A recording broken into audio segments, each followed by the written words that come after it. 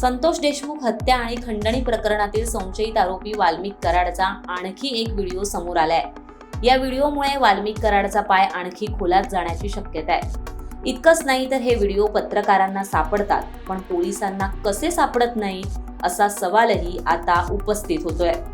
संतोष देशमुख यांच्या हत्या प्रकरणात वाल्मिक कराड हा मास्टर माइंड असल्याचं बोललं जातंय। कराडला राजकीय पाठिंबा असल्यानं त्याला मदत मिळत असल्याचा संशय व्यक्त केला जातोय। आता समोर आलेल्या व्हिडिओमध्ये कराड हा रस्ते मार्गाने पुण्याच्या दिशेने येत असल्याचं दिसतंय। खरं तर देशमुखांच्या हत्येनंतर त्यांच्या मारेकऱ्यांचा शोध पोलीस घेत होते। अनेक ठिकाणी पोलिसांच्या टीम छापे मारत असल्याचं सांगण्यात येत होतं, पण आरोपी कराड आणि इतर मारेकरी हे आलिशान गाड्यांमधून रस्ते मार्गाने पुण्याच्या दिशेने येत असल्याचं समोर आलंय। 30 डिसेंबरच्या रात्री सोलापूर धुळे राष्ट्रीय महामार्गावर 3 आलिशान गाड्यांमधून आरोपी पुण्याला गेल्याची चर्चा आहे। बीडच्या मांजरसुंबा येथे एका हॉटेलवर आरोपींनी जेवण केलं, तसंच एका पेट्रोल पंपावर गाडीत डिझेल भरलं।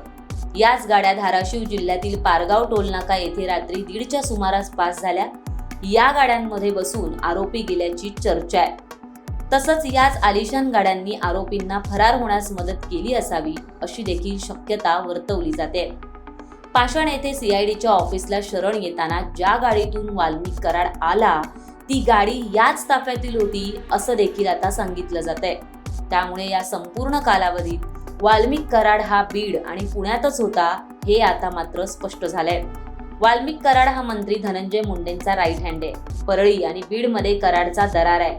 आरोपी सुदर्शन घुले, कृष्णा आंधळे, प्रतीक घुले, विष्णू चाटे, सुधीर सांगळे ही सर्व मंडळी कराडच्या इशाऱ्यावर चालणारी आहेत। त्यामुळे संतोष देशमुखांची हत्या जरी घुले आंधळेंनी केली असली तरी त्यांचा मास्टर माइंड हा कराडच असल्याचं बोललं जातंय। मंगळवारी विष्णू चाटेच्या कार्यालयातील एक व्हिडिओ समोर आला होता। त्यातही कराड आणि सर्व आरोपी एकत्र असल्याचं दिसलं होतं। त्यामुळे वाल्मिक कराड आणि हत्येतील आरोपी यांचं कनेक्शन समोर आल्यानं हे प्रकरण निर्णायक टप्प्यावर आल्याचं पाहायला मिळतंय। तुम्हाला याबाबत काय वाटतं हे आम्हाला कॉमेंट करून नक्की सांगा आणि माय महानगर लाईव्ह या आमच्या YouTube चॅनलला सबस्क्राईब करायला विसरू नका।